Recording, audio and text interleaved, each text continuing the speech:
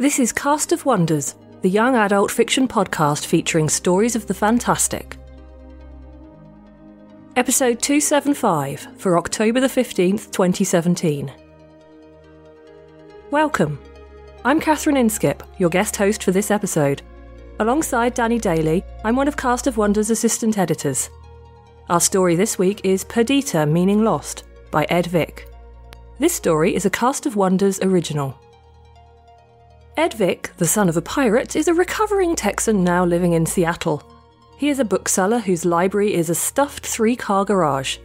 His stories have appeared in Analog, Asimov's Year's Best SF, and about 40 other magazines and anthologies. Our narrator today is Mary Murphy.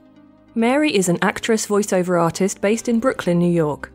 Narration and audio drama highlights include audiobooks for Audible and Dreamscape, an audio drama of Dracula by Quicksilver, and the award-winning children's audio series Billy Brown.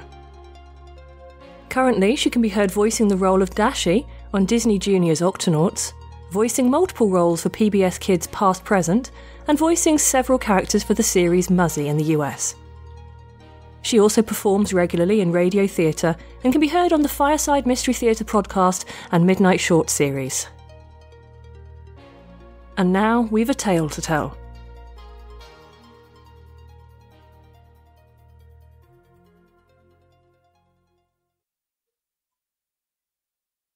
Pedita, Meaning Lost, by Ed Vick. When Elsa and her husband the king lost their firstborn daughter to the fairy maid who spun gold from heather, they were broken in heart, and sought their child in every way they knew. They offered rewards. They sent freemen and peasants to scour the country, diplomats and spies to seek her in other lands, and rogues and privateers to search the seas. They consulted witches and wizards, wise crones and learned fools, and even a talking horse, who, truth to tell, was not nearly so intelligent as he claimed. As hard as the king and his men searched, Queen Elsa searched all the more, for it was her indolence that had lost the child. All she had done was guess several names a day until time ran out. Too late she heeded a chambermaid repeating a song the spinner had sung. By then her daughter was gone. When all else failed, the queen took her knowledge that her daughter's taker was an elf and sought the ways one might enter fairy. She explored mushroom circles and toadstool rings. She followed elusive bird song through rock-strewn hills. For mile after countless mile, she talked to every animal she encountered, and was generous to every wanderer she met, for she had been raised on fables. Nothing availed, and too quickly the days turned into weeks, and the weeks into months. A year slipped away. Despair and resignation whelmed every seeker but one. The king gently pressed her to attend to affairs of state, and to bear them another child. For 4 seasons, Elsa had started each day's search, saying, "Today is the day I shall find my daughter." Now, on the anniversary of her loss, she whispered, "Today I must find my daughter, or count her lost forever." From dawn's first light to dusk's last, she tramped the countryside, seeking a sign she was not pursuing a fool's errand. The king himself brought her a lantern, silently embraced her, then quietly bade her look until the bells tolled the midnight hour. More desperately she cast about as time passed. When the first chime of the church bell sounded, it startled her so she dropped the lantern. By its dying light, she saw a glint of answering reflection. Falling to her knees, she felt for the thing that had gleamed, and finding it, she lifted it. The bell tolled on. 4, 5, 6. The thing was an arrow. Its head a triangle of some untarnished metal. 7, 8, 9. She caught her breath. She knew what it was. 10, 11. She said it aloud. 11th shot! A great stillness fell on the world. No 12th tolling of the bell arrived to herald the newborn day. She stood, knowing which direction to go. The arrowhead she held pointed the way. All she must do was retrace the arrow's flight, and this she did. Turning about, she walked, her tread heavy after so long a day and half the night of tramping, after, it must be said, a solid year of trudging. It seemed she walked another day and a night through the rock-strewn landscape, though no sun rose to light her way. By the meager illumination of the silvered moon and stars, she near felt her way along, stumbling over rock and gorse alike. There was no path. All she could do was convince herself she walked a straight line. Finally, before her rose a hill, taller than most, with a natural archway sheltering a declining passage. Breath halting, heart thudding, she stepped through. The way was narrow but smooth, the walls closed in. After the first few steps, a tunnel was black as her hair. Still she walked. When it seemed she must have traveled still another day and half a night, she felt a cobweb brush her face. Reaching up, she brushed it away, to find herself sweeping aside the curtain of night. Before her blazed a summer sun. Around her were fields of golden flowers and proud trees. Behind her, she saw no tunnel. She stood still, looking about to memorize her surroundings. The legends suggested she must retrace her steps exactly to find her way home.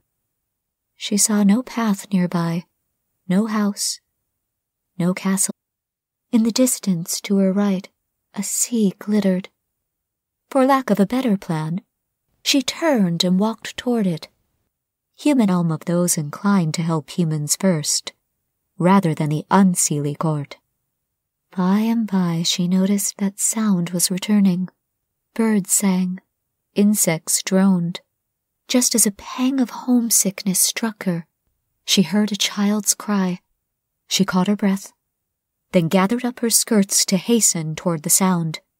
Rounding a tree, she saw a white bundle on the ground. Approaching, she found it to be a child no more than a few days old. It was swaddled in a cloth that covered its body and head. The cloth appeared to be pinned with thorns. The iron pins she had used on her baby's clothes would be unwelcome here.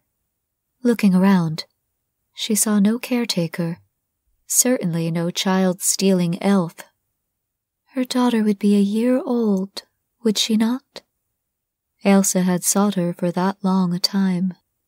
But no, she had heard tales of wayfarers caught in ferry for a few days, who returned to find all they knew dead and gone. Mayhap her daughter really had only just arrived. At any rate, this was a child in need, and no succor to hand except Elsa's. She stepped forward and picked up the child. She felt clumsy holding it. She had not carried her child for a very long time. Then she realized this baby weighed much less than a child should. Her hand trembled as she reached to uncover the child's head. Pointed ears and devilish green eyes met her gaze. "Won't you help me, Mother?" said the child in a mature voice. "Let me suckle. Carry me back home to your home and hearth. I'll be ever so good." To her credit, Ailsa did not drop the changeling. "No," she said calmly. "I seek my own baby." She pursed her lips briefly, unsure of her duty. "I hope to find aid at the Seelie Court. Perhaps I could find someone to help you there." "That is not necessary."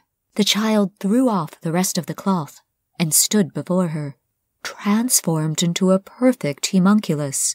Without wings, He lifted away from her arms to hover. Your kindness is appreciated, though. You pursue the correct course. He flew up and away. She plodded on, deeply tired.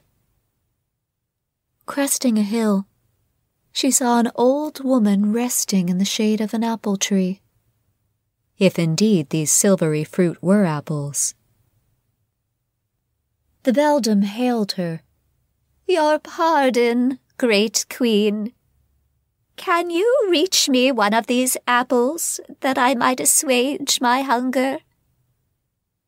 The weary traveler knew this was no simple crone, not here in the land of the Fae. Doubtless she was some elf come to try her conviction, or her knowledge, or her kindness. Then a darker thought came to her. What if this was her daughter, grown old in only a year? The crone's long lank hair draped her shoulders much as Ailsa's did, and there seemed a reflection of her husband's strong blocky hands in the gnarled ones that reached up to her. Drawing near, Ailsa plucked an apple.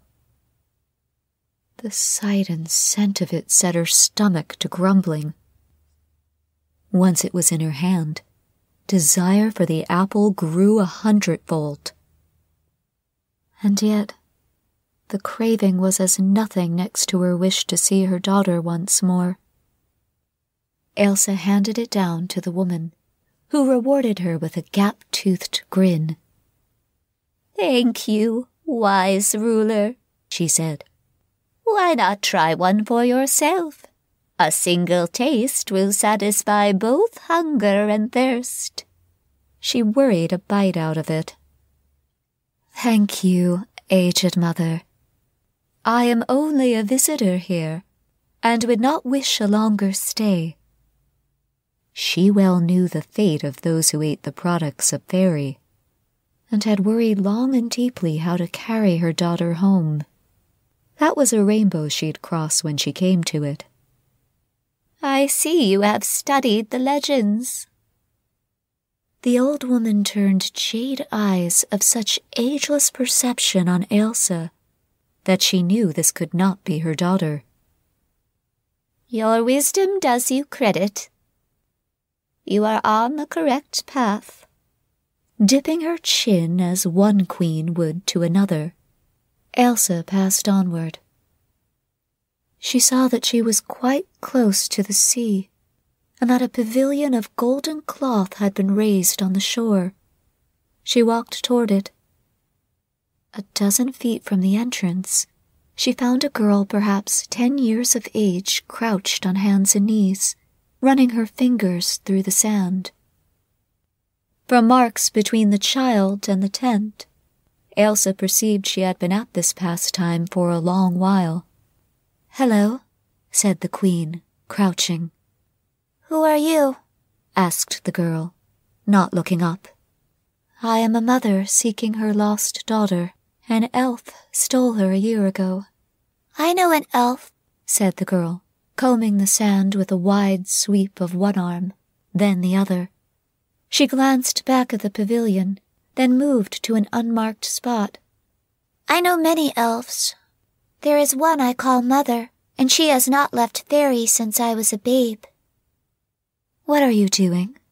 The girl sat back on her haunches and regarded Ailsa suspiciously. I am searching for iron that I might rid the land of it. Visitors from the human realm can be very clumsy, sometimes on purpose. You don't carry any, do you? No, for I well know it harms the fair ones. Now that the girl was looking at her, the queen saw how her midnight black hair framed a face so like her own, how the girl's sulky expression so matched the one she saw at times in the mirror. Girl, what is your name? You are not to know my secret name, for names have power. The girl folded her hands in her lap. My given name is Pedita, meaning lost. I know. The seeker crouched across from the salt. Perdita, you are my daughter. You were brought here a year ago, but time has passed differently for you. She smiled. I have come to take you home. Why? Elsa blinked. Why? Because you are my child. Because your father and I and all our subjects have searched for you high and low. Because you are our air and our heart. Perdita leaned a little forward to search her face. But why would you take me away from the life I know? Pardon the saying of it, but I do not know you. Elsa was struck silent. Of all the obstacles she had expected, an unwilling child was the last. Finally, she said, An elf stole you away from me. I have already lost many years of your life. I am not your possession. The child went back to sweeping the sand. The queen straightened to her feet. Anger flared. Listen, child, she said. You are our daughter. We are responsible for you, as you will be for our kingdom once you are an adult. She extended a hand. Come along. Perdita looked up at her with troubled eyes. I have responsibilities here. Sweeping sand?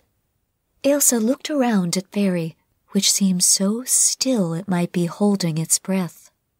You should be learning to rule a kingdom, not be forced into such menial tasks. You mistake me, said the girl. I hunt metal because it causes pain to those I love. These duties you say I have, I renounce them. For the first time she raised her voice. I want nothing of your world or of you. Shaken, the queen dropped her hand back to her side. What could she do? Persuasion did not avail. Neither did appeals to obligation, nor outright command. The child had met logic with logic, duty with duty, passion with passion. Doubtless she would counter force with force. And besides, that was no way to treat a treasure. Elsa felt a growing admiration for the person her babe was becoming. And with that, she knew her quest was done. Perdita was no longer lost. The queen dropped to her knees. Daughter named you Mel. Use it if you wish. It is how I will remember you. There was a moment of utter silence. Elsa's ears rang as if she had stood next to the blacksmith for an afternoon. The child swallowed, and when she looked up at Elsa, there was a sheen of tears in her eyes. I was wrong, she said. There is one thing I will have from you. She reached, feeling healed in the heart, if only a little. Elsa walked away. She looked back twice. The first time... Boys, but there are 3 other children that might have been that I never got to meet. They're part of the person I became after they were gone. And now I watch my boys